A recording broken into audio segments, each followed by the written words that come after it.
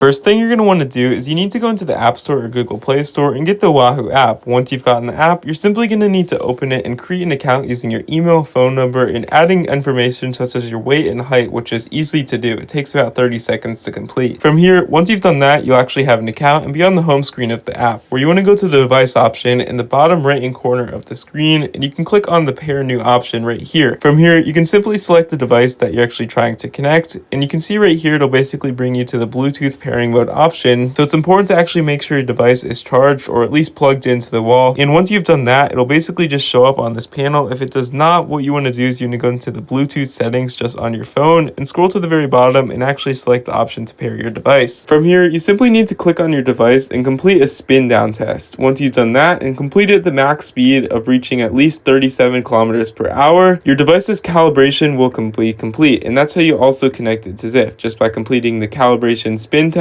and it will automatically be ready to connect to Zwift. If you found this helpful, please consider leaving a like on it down below and subscribe